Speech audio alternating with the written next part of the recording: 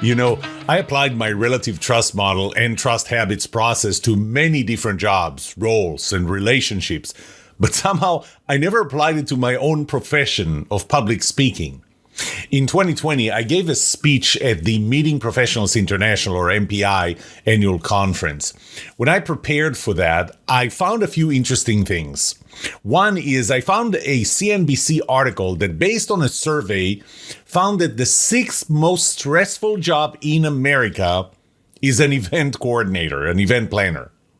Two is I conducted my own survey and asked what is the biggest concern for event planners. At the top place, with a significant distance from the second place, was the dependency on other people. Think about the event planner. Planning an event for 5,000 people. And I spoke in events like that, and even bigger. The speaker doesn't show up on time, delivers less than what the 5,000 participants expected. And so the participants, after the keynote, they are now just talking about how the keynote speaker bombed. Do you want to be that event planner? Event planners have to trust the speakers. How can we, professional speakers, help them trust us? That's what I will cover in this episode, right after this.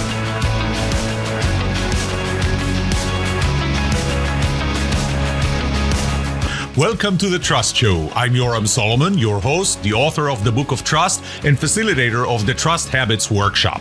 My mission is simple. I want to help you form habits that build your trustworthiness, because the answer to this question will have the biggest impact on your personal and professional success or failure.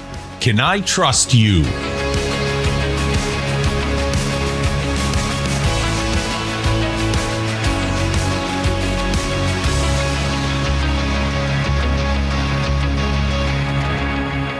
So before I start telling you what a professional speaker must do, I want to cover those two insights that I found when I was preparing for that MPI event.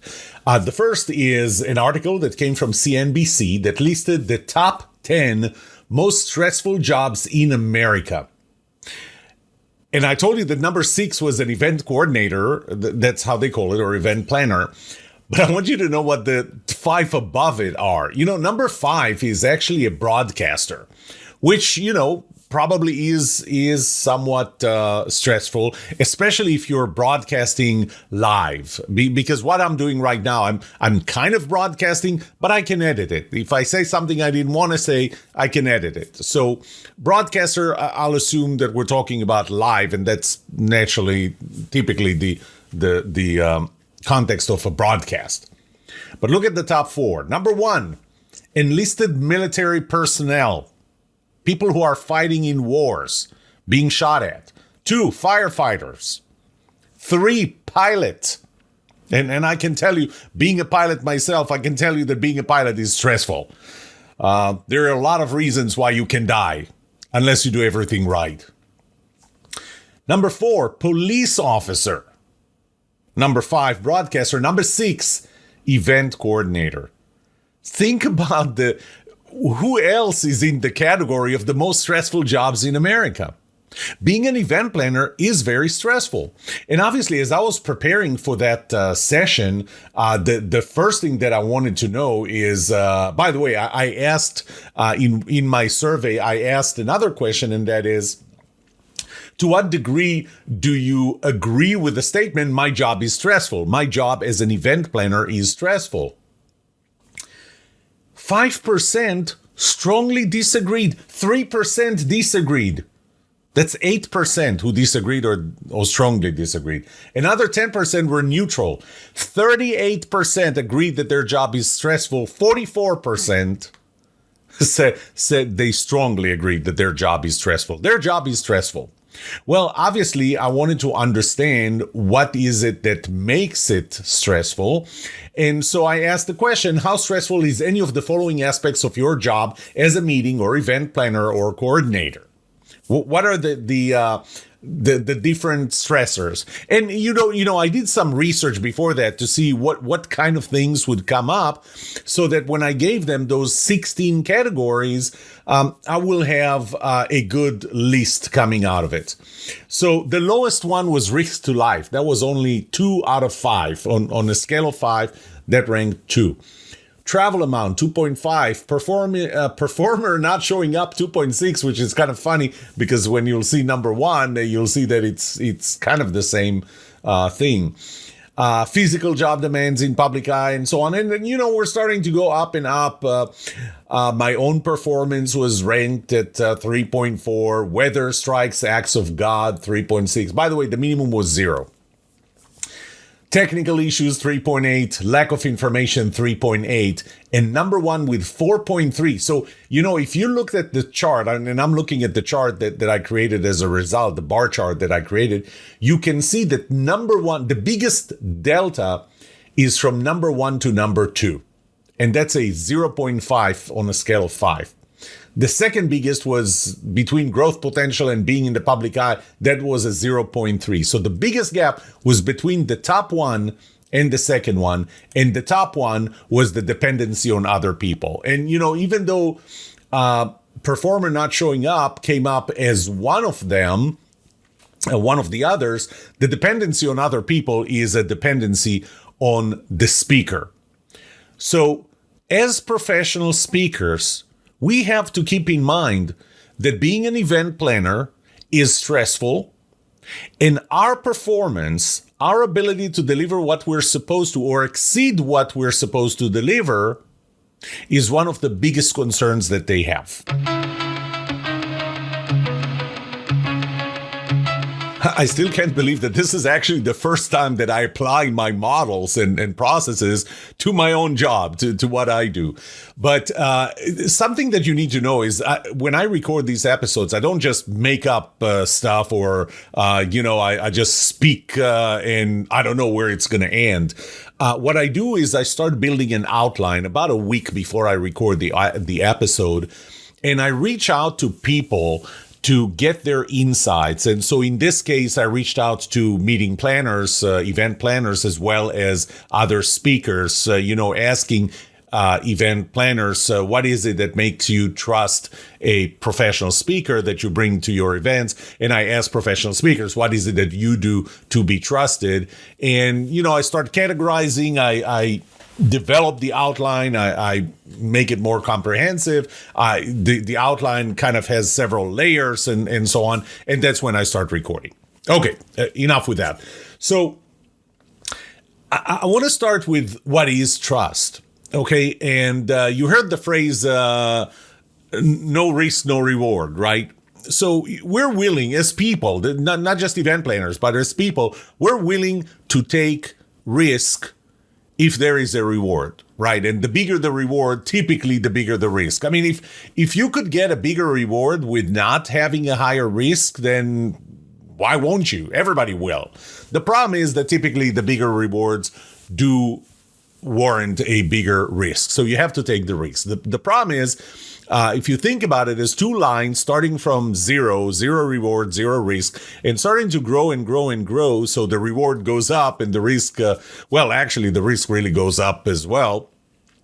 But at some point, the risk crosses a line that is our risk tolerance. And different people have different risk tolerances.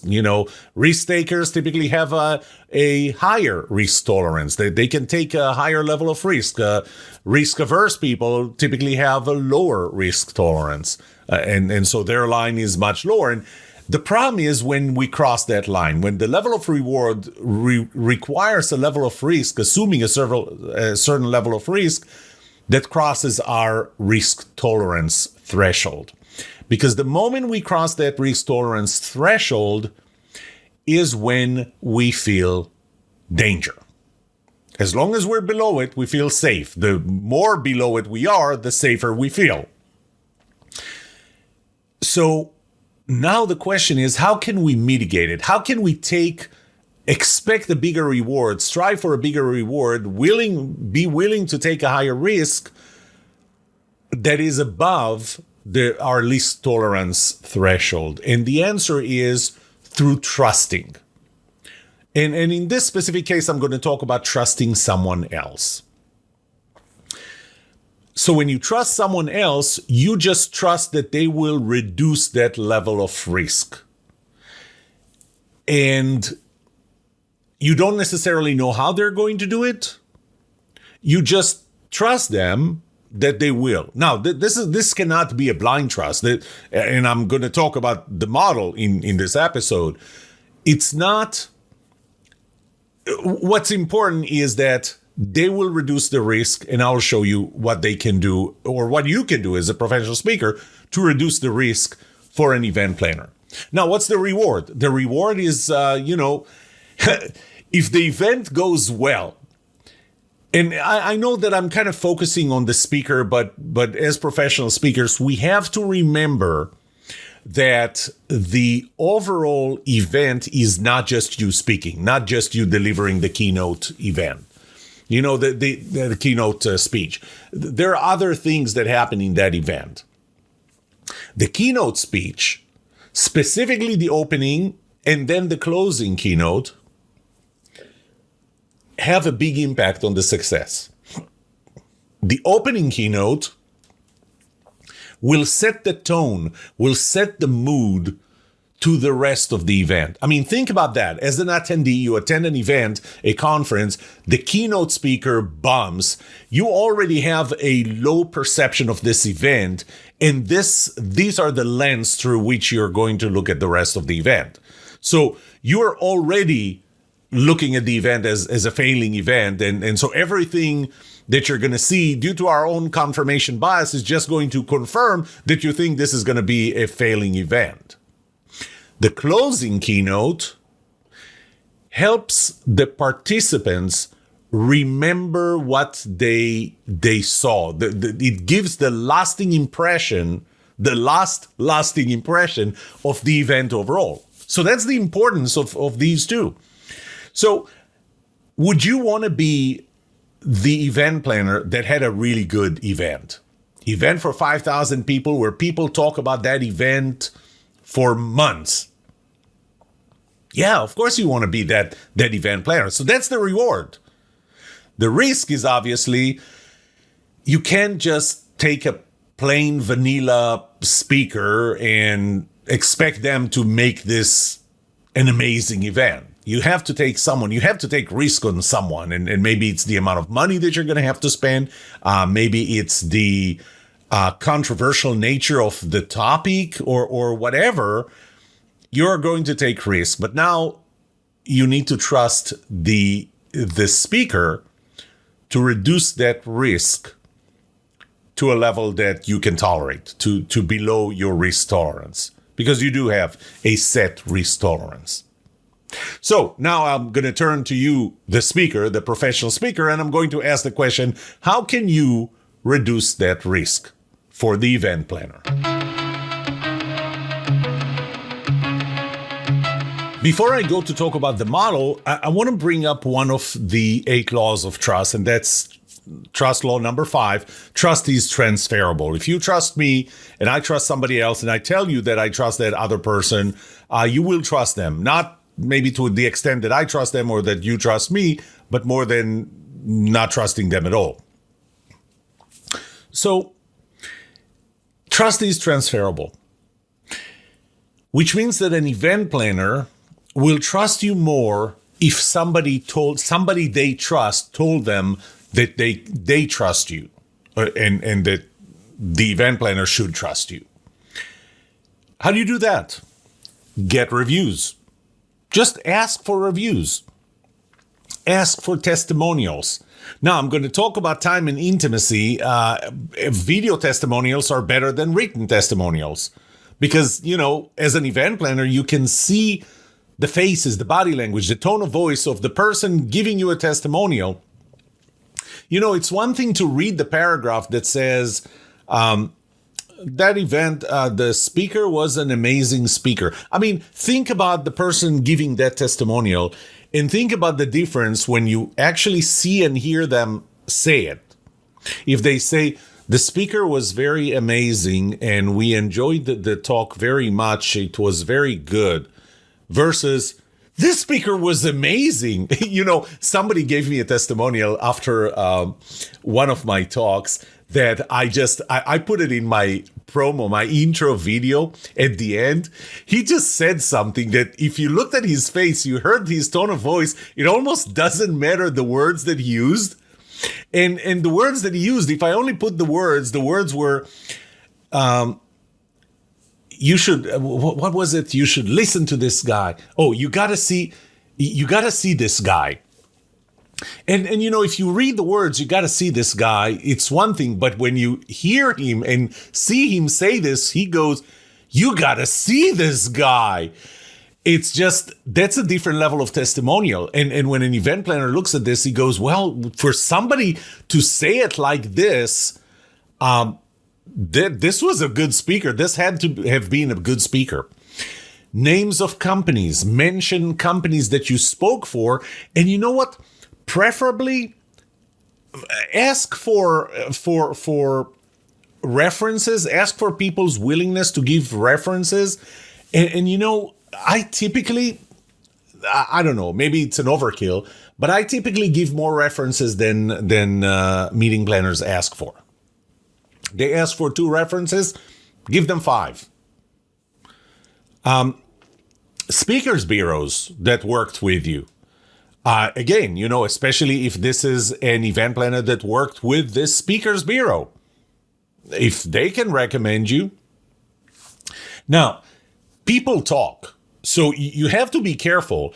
If you are doing something that caused an event planner not to trust you, others will know. So a good part is of the transferable trust is that you gotta stay a trusted speaker. One time that you're not a trusted speaker, they're gonna know. They're going to know because people talk. And guess what? Because bad is much stronger than good, people talk more about the bad things that you do than the good things that you do. The other thing is, if they had good experience with previous speakers in their event, use those speakers to recommend you. I mean, if those speakers really know you. One of the worst things you can do is ask people who don't know you to recommend you, because I think this would be a worse recommendation than not asking for their recommendation at all. For somebody to go in and say, hey, Yoram asked me to tell you that he's a good speaker. I mean, that's obviously terrible. I would ask, when I'm being asked or invited to speak or invited to be considered to speak in an event, I looked at previous speakers. When I find someone who really does know me and really does know how I perform on stage, I ask them to be the reference for them to go and talk to the event planner and say, hey, you remember how you had me 2 years ago? I know that you're considering Yoram and he's really great. But because again, it's easier to buy that from somebody they already know and trust and who knows and trusts you than from anybody else. Now I'm going to go into the relative trust model itself, and I'll start with the 3 components of who you are. So what do they know about you before they ever hire you, before you perform? Let's say before you perform. So first there's the component of competence. That's the professional, technical, more objective component. And it starts with the social proof. What do other people say about you? The videos that you have, your own videos, and it's good to give them samples, so for them to get a sense of what this looks like.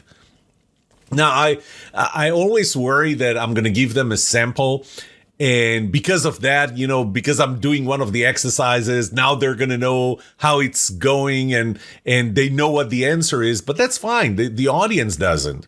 It's just the event planner that would know this little thing that you're going to do, that they're going to know how it ends. That's fine. It's not for the event planner. It's not for the event participants. It's just for the event planner. So whatever you can do to give them demonstrations of how competent you are and what should they expect is good. The second part of competence to me is confidence. your confidence in dealing with them. You know, I've heard too many speakers telling me that they would not even go on the plane unless the second half of their speaker fees was paid. And I do the same thing. Typically I ask for 50% up front because, I'm locking a date.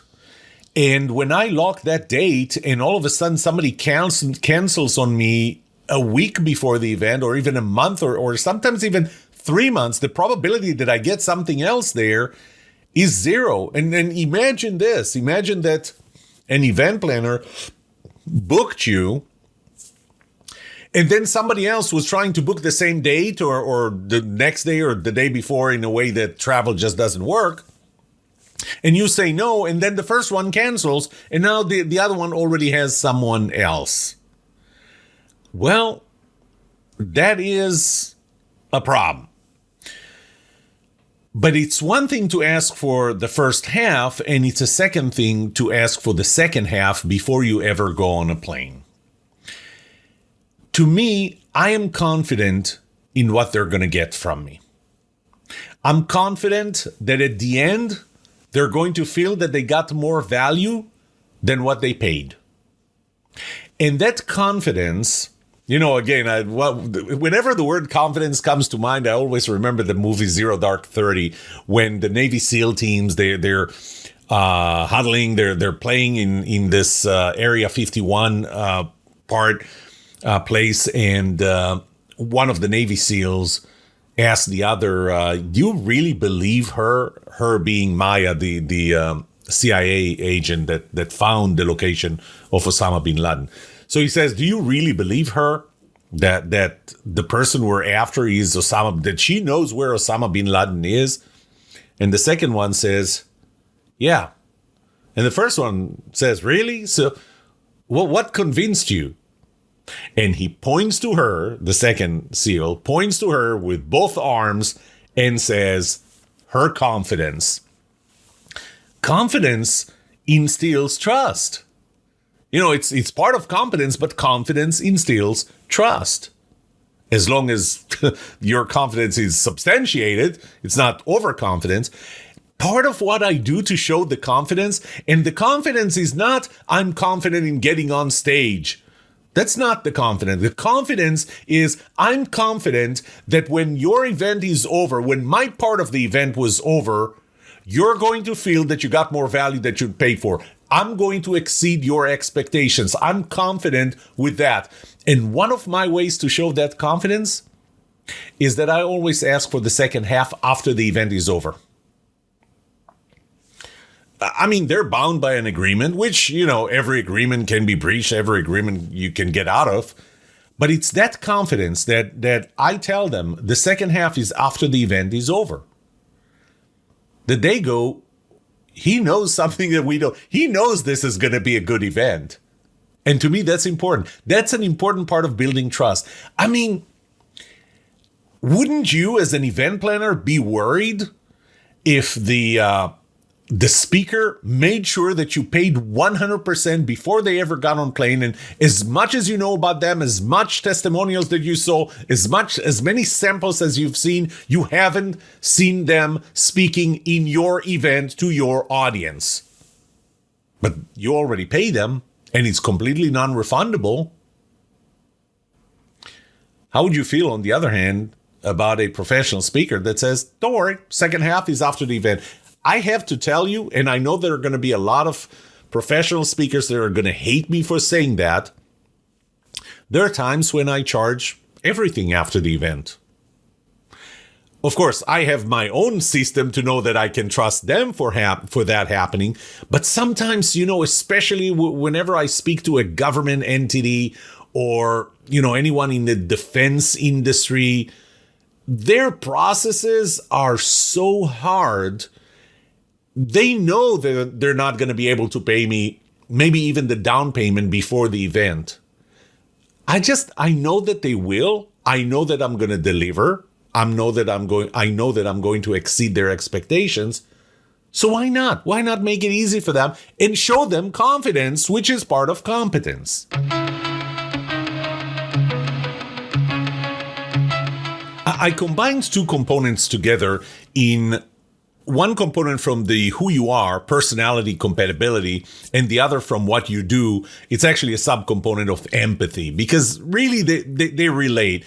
And they start with the fact that people are different. Not all event planners are the same. Not all people are the same. The same behavior that would cause one person to trust you could cause another person to distrust you. So it really starts, both personality compatibility and empathy really start with your ability to see things from the event planner's perspective as if you were them. First of all, it's your recognition, your acknowledgement that this event planner is not the other event planner for whom you spoke 3 days ago.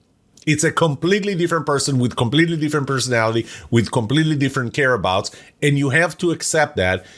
You know, one of the things that I do is, by the way, I research the event planners myself.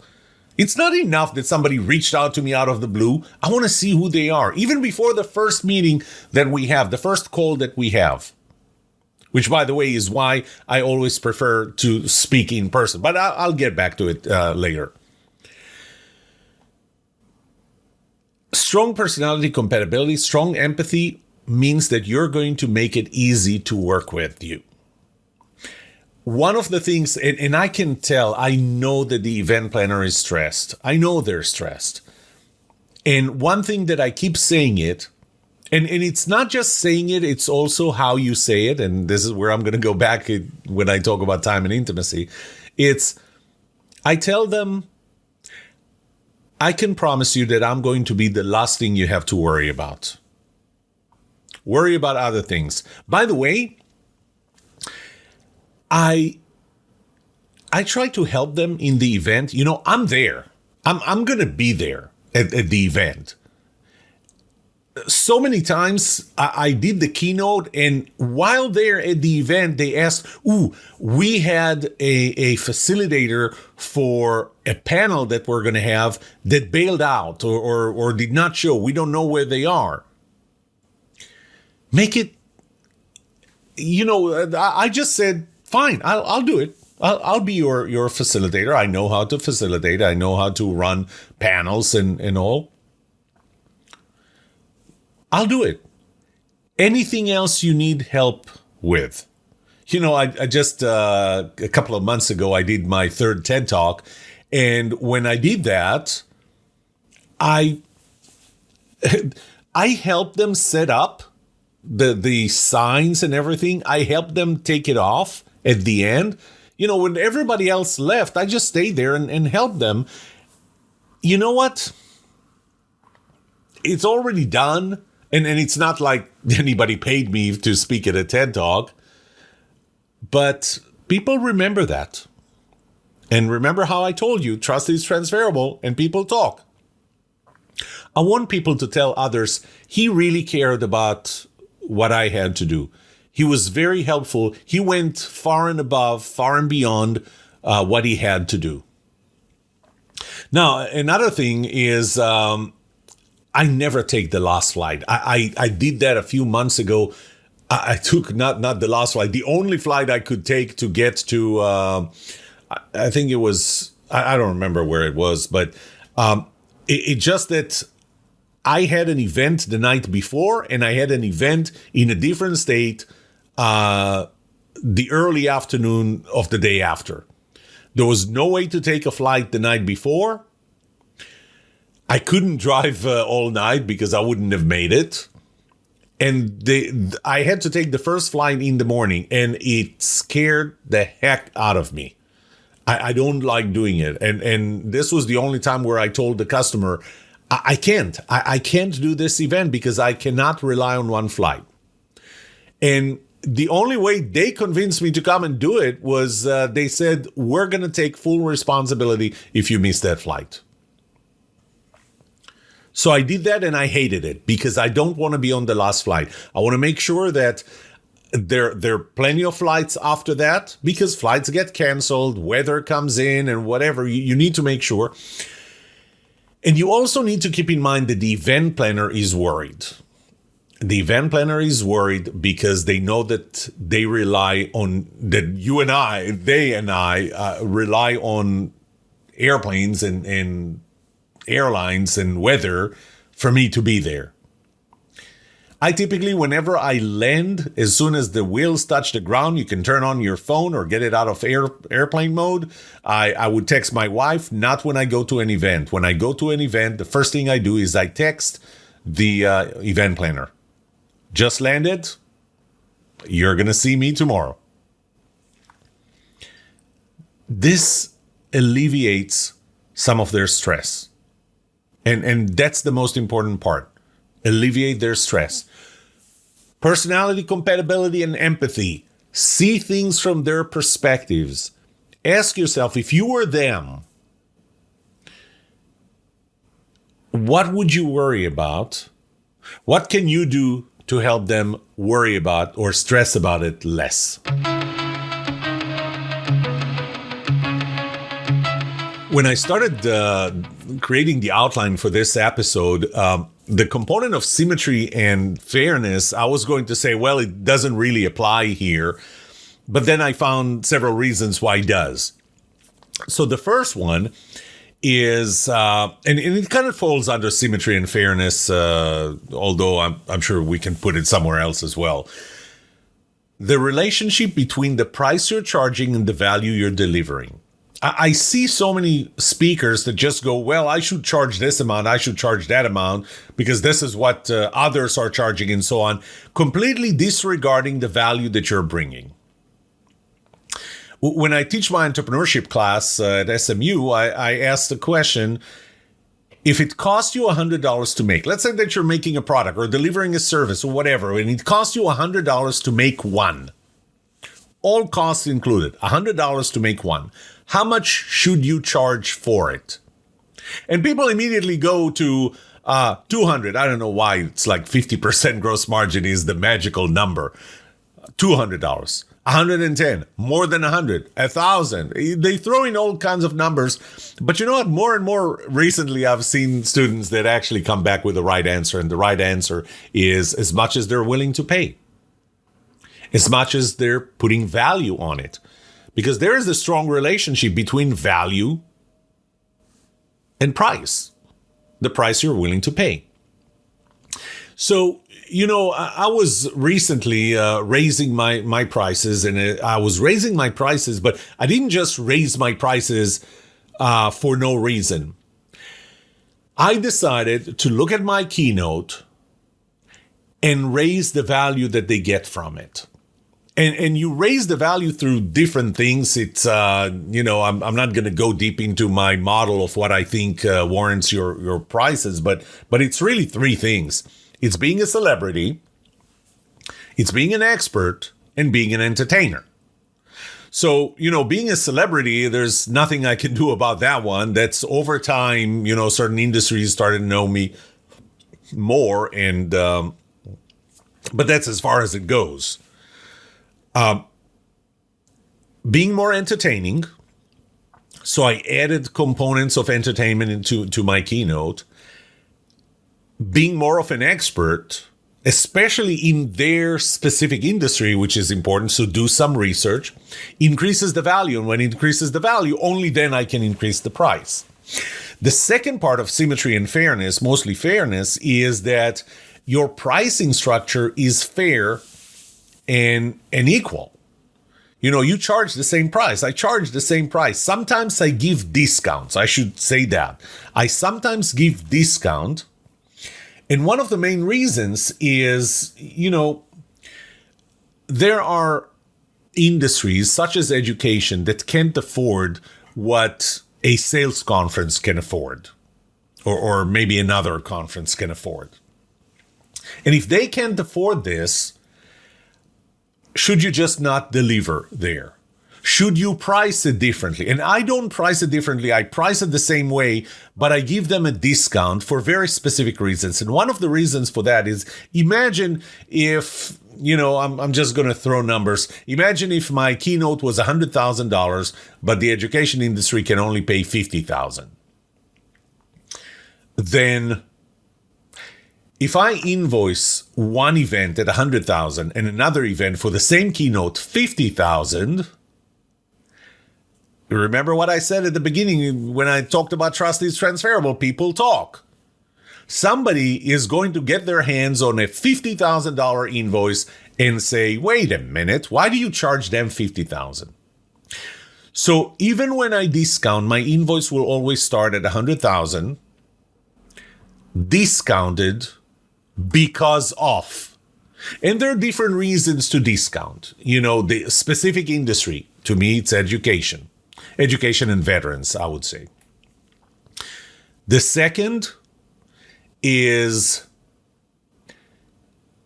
the location, you know, the fact that I don't have the travel. Yes, I do charge travel separately, but it's one thing when, you know, a keynote means 3 days.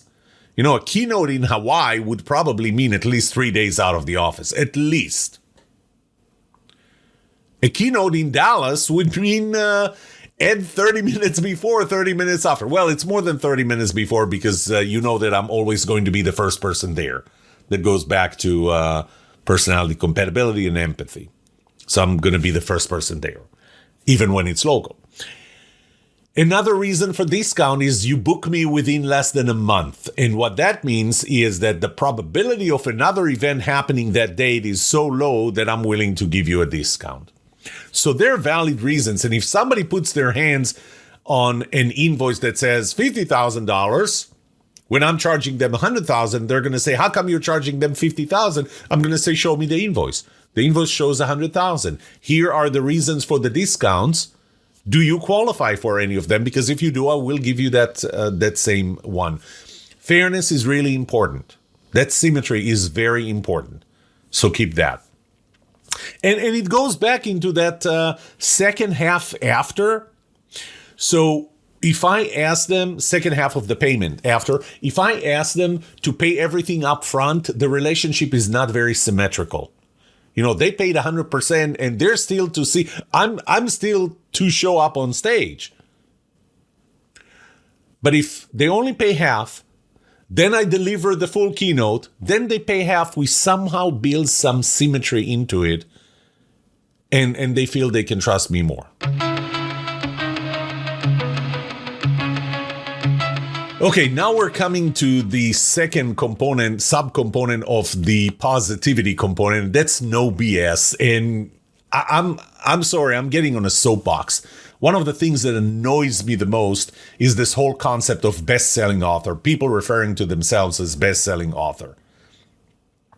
Because if you check the dictionary, what a best-selling author or best-selling book means, it means that it sells a lot.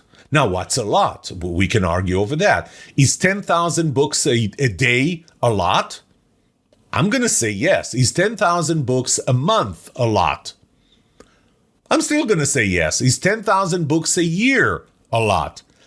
Not sure. Now, there is no line that says you can use the phrase best-selling author above this line. And there are tricks. I'm sorry to say that. There are tricks to become a best-selling author, a New York Times best-selling author or any other. Because, you know, once you understand the system, once you understand how they're considering you, you go, oh, then here is a way to get there. To me, a best-selling author or a best-selling book is a book that people who don't know you heard about it, got it, and really liked it. So they told other people, because that's the best way to sell a lot of books. Unfortunately, Amazon decided that for them, if for 1 hour or 1 day, you sold more books than the current first book in a specific category, you become a best-selling author. They're going to give you that little orange label that says best-selling author or best new release or whatever, and you're going to use it. And immediately, as soon as that came out, people realized that this is how we can game the system. So how can we game the system? Well, first of all, you want to be a best-selling author of a paid book as opposed to a free book. So But your book costs $14.99. So what you're going to do is you're going to take a Kindle version of that book, reduce the price from $14.99, whatever the price is, to 99 cents, which is the minimum that they will allow you to charge. You will categorize the book in a very obscure category that, by the way, has absolutely nothing to do with the topic of your book. And I found some, weird categories in the language, and there are others where the top book, now you go to how well does this book rank on the Amazon sales? I mean, it's like, how many of those are being sold? And there are categories where the number one book in that category ranks like number 400,000. Then you go to an Amazon sales category calculator, an Amazon sales calculator. And that Amazon sales calculator will tell you if this book ranks 400,000, that means that they're selling 3 books a month. So let me ask you. You got your friends, so you took your book, you categorized it in a category that has absolutely nothing to do with the topic of your book, and then you reduced the price to 99 cents, which is the minimum that they would allow you to. You called 10 or 20 or 100 of your closest friends, and by the way, in some of those categories, it's enough to buy 4 books to become the best-selling author in that category. So now you're a best-selling author in that category. And by the way, as it turns out, it becomes a best-selling author in Latvia, which makes you an international best-selling author, even better than just a best-selling author. And now you're going to call yourself a best-selling author. I can't tell you how many times I have this argument. I'm passionate about this argument. There was a time where in my LinkedIn tagline, I actually wrote not a best-selling author. Okay? I sold thousands of copies of my books. This does not make me a best-selling author. And I know that there are going to be people who passionately disagree with you. And you know what? If you passionately disagree with me, good for you.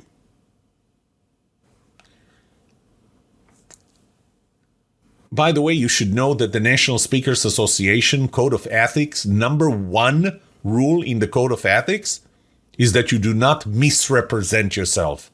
And to me, this is a misrepresentation. You're using Amazon to tell you that you're a best-selling author, even though it doesn't really meet the dictionary definition of it. Had something else happen recently. I saw somebody that was giving a talk about how to deliver millions of views to your TED Talks.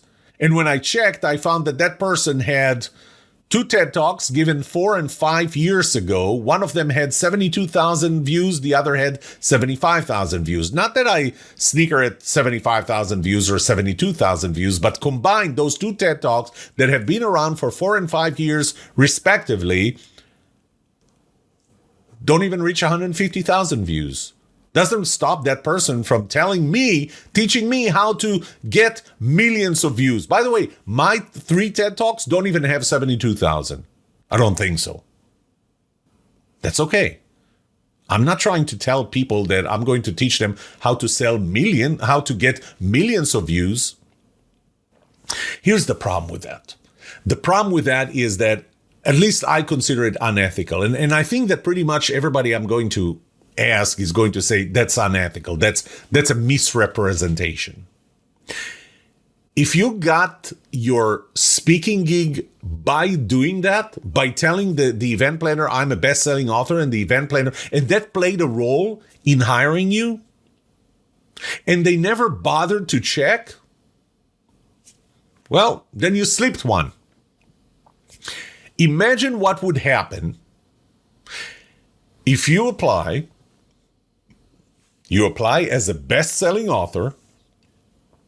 They go and they check the Amazon ranking of your book to find that it ranks 1.2 million.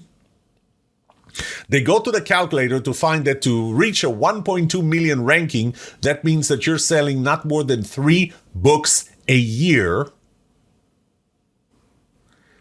What do they think about you now?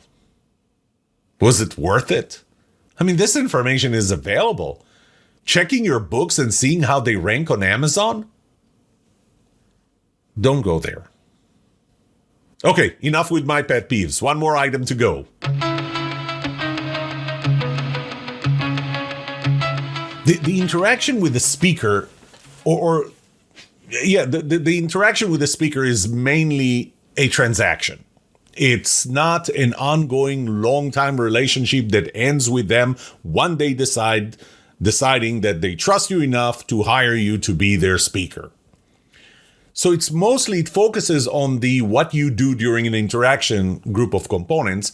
And those start with the positivity, which is made of empathy and no BS, but it's accelerated by time and intimacy.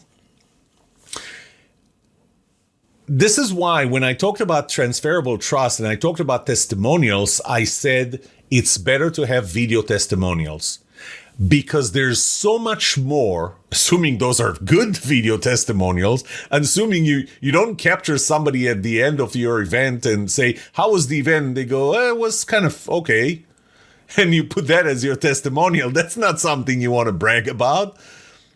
But when somebody goes, like the guy that I have on my intro video who said, you gotta see this guy. I mean, just the way he says it's like, it's contagious. I mean, how can somebody not hire me after that? So get video testimonials. That's intimacy. That's more than the written word. It's the tone of voice and it's the body language. It's the non-verbal communications.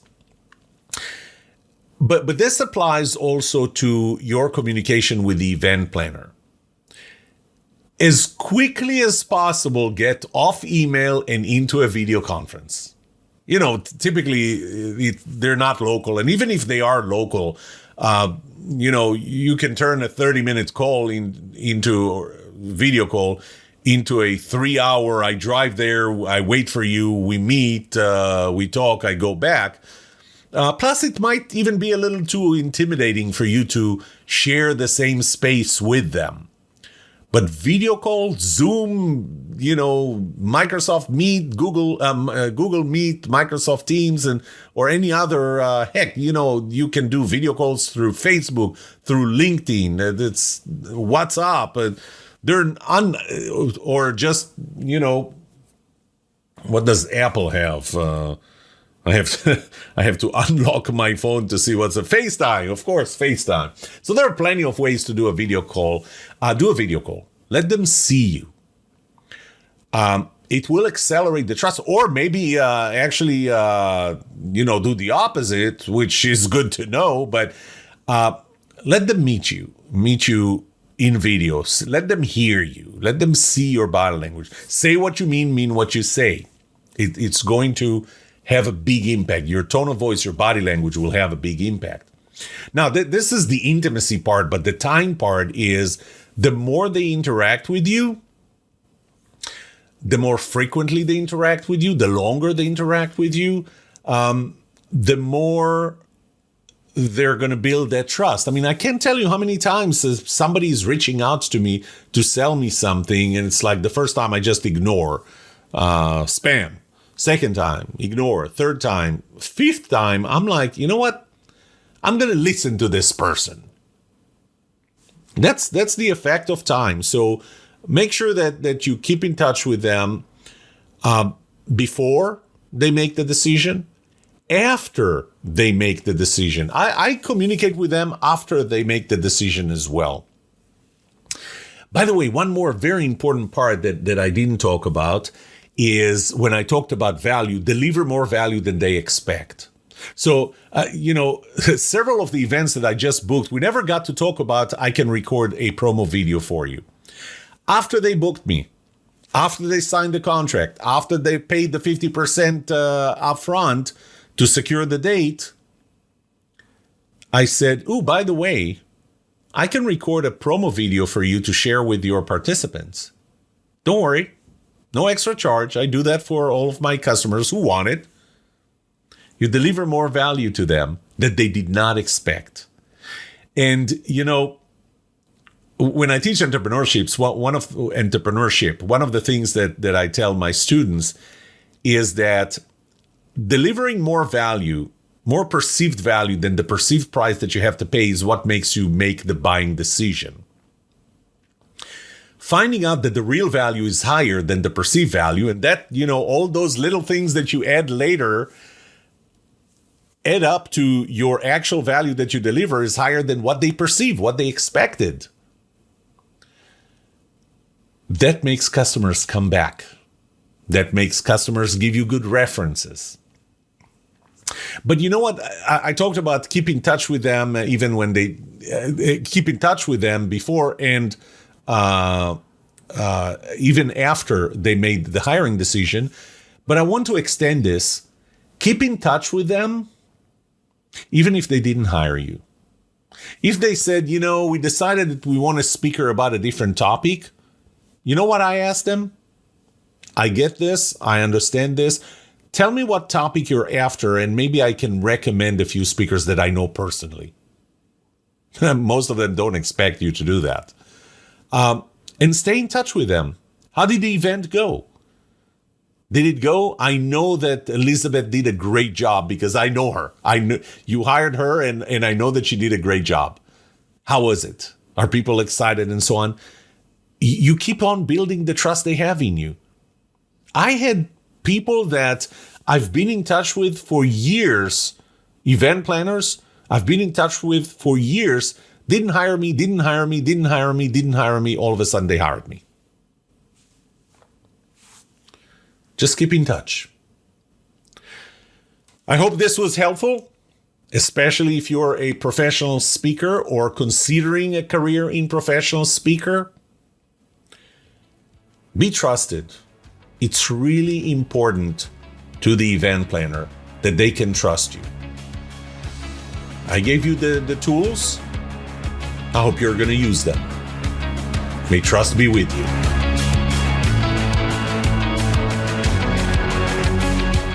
What would you like to know about trust and trustworthiness? Let me know and I'll answer it in a future episode. I would love to hear from you.